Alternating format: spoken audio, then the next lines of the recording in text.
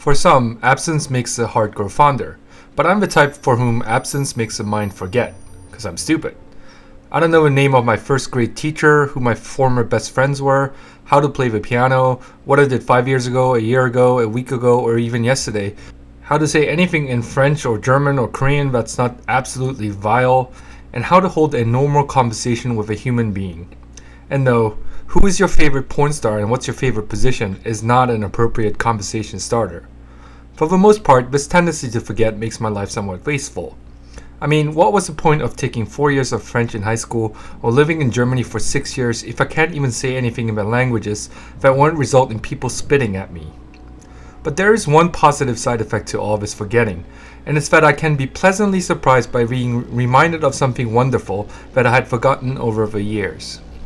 Yeah, that didn't make much sense, but allow me to put what I said into context. It's been a while since I've played a great adventure game. Sure, the Sam & Max series by Telltale Games are very good, especially the first 2 seasons, but I'm talking about great, not just very good. What's the difference, you ask? I don't know. I just know that there is a difference. My very first review was on Sam & Max Save the World, or more commonly known as Sam & Max Season 1, and I gave it a glowing review. In retrospect, I think I overstated things just a tad, because I'd forgotten that there is a difference between very good and great. I'd forgotten what a truly great adventure game is.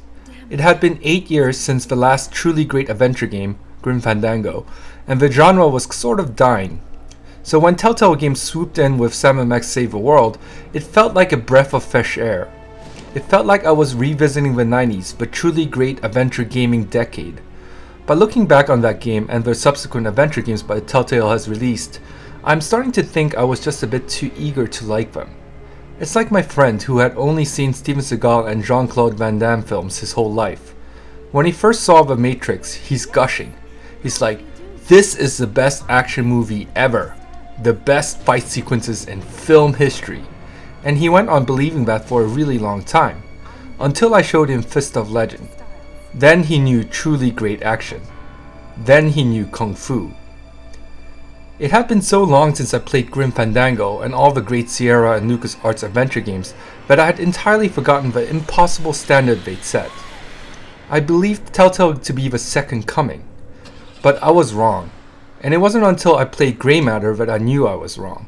It wasn't until I played Grey Matter that I realized that I've been missing all these years, what a truly great adventure game is all about. Back in the 90s, the gaming industry had rock stars. Okay, rock stars in nerd glasses and with pocket protectors, but stars nevertheless. The gaming industry celebrated individuals, lead designers.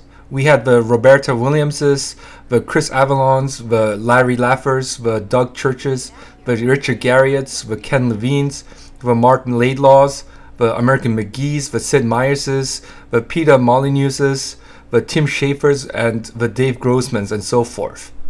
We still have them today, and they still somewhat celebrated, but it's not quite the same anymore. Nowadays, we celebrate developers more so than individual game designers. We emphasize team and all that shit. That's a damn shame, in my humble opinion. Well, one of the rock stars of olden years is Jane Jensen. She collaborated with Roberta Williams on King's Quest VI, Air Today Gone Tomorrow, which is considered by many to be the absolute pinnacle of not only the King's Quest series, but all adventure games. And more importantly, she is the lead designer of the Gabriel Knight series. If you missed out on the Gabriel Knight series, do yourself a huge favor and go to GOG.com and buy and play those games. They are absolutely fantastic. What set the Gabriel Knight series apart from other adventure games is the story. I won't get too into this, lest I spoil my review, but what set the Gabriel Knight series apart also sets Grey Matter apart from its ilk. I've heard many games referred to as being mature in content, but what I find about these games is that they either extremely gory or show a side boob or two. Take The Witcher for instance. Many people praise the game for featuring mature content. Supposedly, the story in The Witcher is for older consumers. Now, I have no idea what the German version of The Witcher is like, since I only know German swear words and that I really like to say, "Ach du meine Liebe," and that's all about the German I can muster. But I played the English version, the much more vaunted European version, and I found much of it immature. Cheesy ass pickup lines? Immature. Being rewarded with nudie cards after bonking someone? Very immature. From what I could tell, the only reason this game is considered mature is a naked green woman prancing about. Don't get me wrong, The Witcher may very well be a terrific game, but I wouldn't call it anything but immature, a tweener's wet dream. And me, the most immature adult in history of mankind, calling a game supposedly mature really immature does not bode well for the industry. But Jensen has always been the champion of bringing something a bit more sophisticated to the table. She brought the King's Quest series out of its fairy dust and magic state, and she presented us with the Gabriel Knight games, which to this day boast some of the most sophisticated stories in all of gaming. And she crafted much of her refined and mature sensibilities into Grey Matter. I won't get into great detail regarding the story because it's something that you have to experience to truly appreciate. The story revolves around Samantha Everett, a street performer and magician, acting as an assistant to Professor David Stiles, a renowned neurobiologist. Sam is tasked to recruit students for an experiment that Professor Stiles is performing, but Sam finds that the Professor Stiles' past is shrouded in mystery, as is his current experiment that often involves paranormal elements. That's about as much as I'm going to reveal about the story, but what I really want to praise is how the story is important to and deeply ingrained into the game.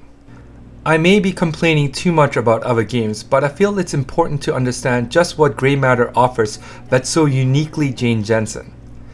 Take the Sam & Max seasons by Telltale Games. They're perfectly fine games with perfectly serviceable stories.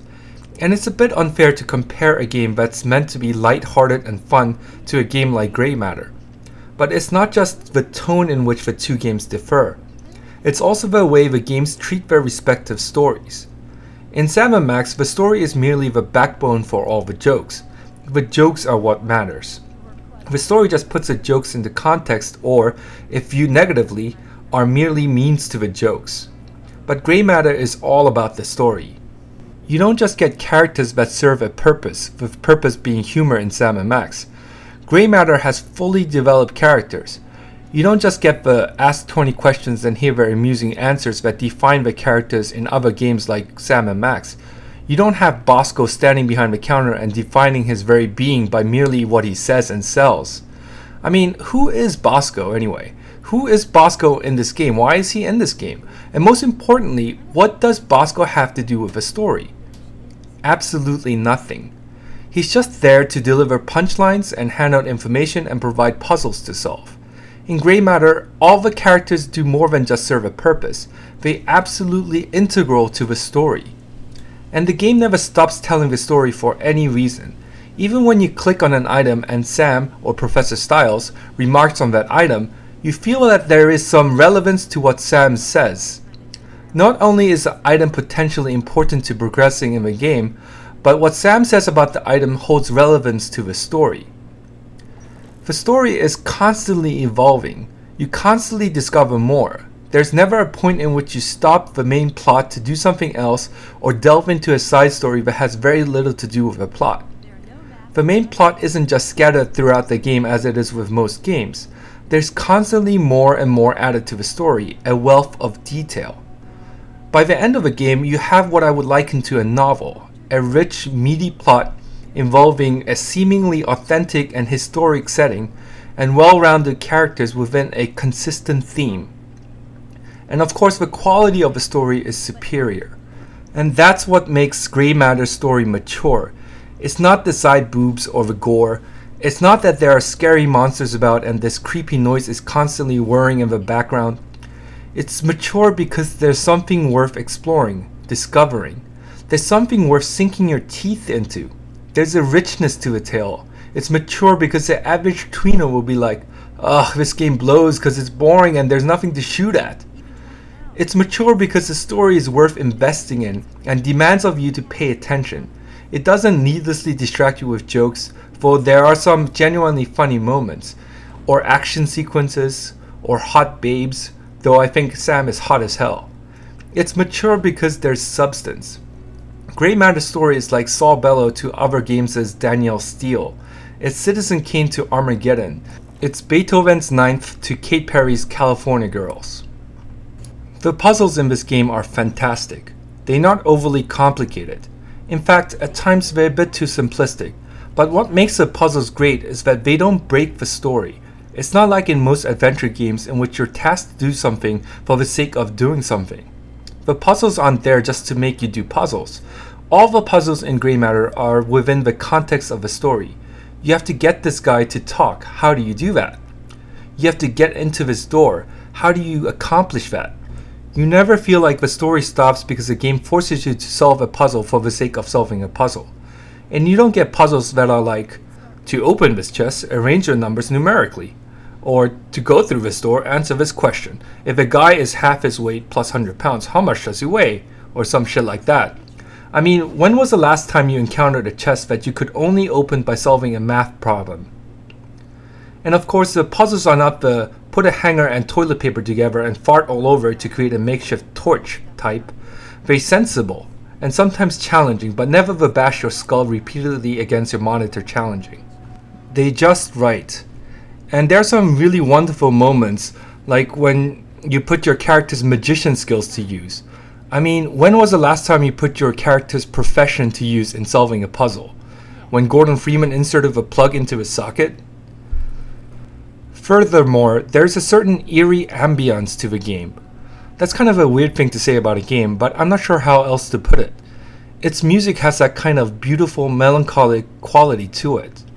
The graphics have a glossy, oil painting quality to them, which makes them seem darker than they really are, meaning that everything appears to be darkly colored without them being difficult to spot or make out. The story is suspenseful and really drives the game forward. I wanted to find out what's going on. I really needed to unravel this mystery. I wanted to discover more about the main characters, to hear more of the dialogues. In one scene, Sam is snooping around someone's room, and that someone comes in, and I was like, oh shit, she's busted. It's a common reaction that one may have when watching a similar scene in a film, but I mean, when was the last time you reacted like that while playing a game? It's not that the game is scary. It is tense, it is moody, it is kind of eerie, and it's all those things because the game just sucks you in and doesn't relent. Ever. Grey Matter isn't perfect. In fact, it's a little rough around the edges. You can tell the game was developed on a tight budget. Some of the animations are less than fluid. They could have hired better voice actors. The voice actor for Sam in particular is cringeworthy, though she does shine in certain moments, which is kind of a big deal because she is the main character in the game. Some people may have issues with the hand-drawn cutscenes. I was surprised initially, especially compared to the suitably rendered and wonderfully styled in-game graphics. They were kind of lacking in quality, but after the initial surprise, I came to grow fond of them. I think that the hand-drawn cutscenes are more suited to the game than if the cutscenes were fully animated and computer generated, but I can understand if some people have issues with the cutscenes. And there may be just a bit too much backtracking and instances in which you're left in the dark without hints on how to proceed. Or reversely, there are times when what you're supposed to do next is a bit too obvious. But these are not really my complaints. I didn't think they detracted from the game at all. Grey Matter is perfectly wonderful. It is the adventure game that made me realize that everything that I've played in between Grim Fandango and Grey Matter were comparatively shit. It's what made me understand that there is a difference, a huge difference between very good and great. It's a game that harks back to that great adventure gaming decade, which brought about the King's Quest series, the Space Quest series, the Police Quest series, Full Throttle, Day of the Tentacle, Grim Fandango, Sam & Max Hit the Road, and the Indiana Jones Adventure series. A decade so wonderful that I was willing to embrace any decent adventure game that came along over the years as proof that adventure gaming is alive and well. Grey Matter is what my heart has been secretly yearning for all those years. It is the second coming. I never saw you make the switcheroo. Yeah, forget it. But don't forget about tonight. You promise. I'll be there, never fear. Hey, I got my film back. And the best part is, Lisa thinks it's destroyed.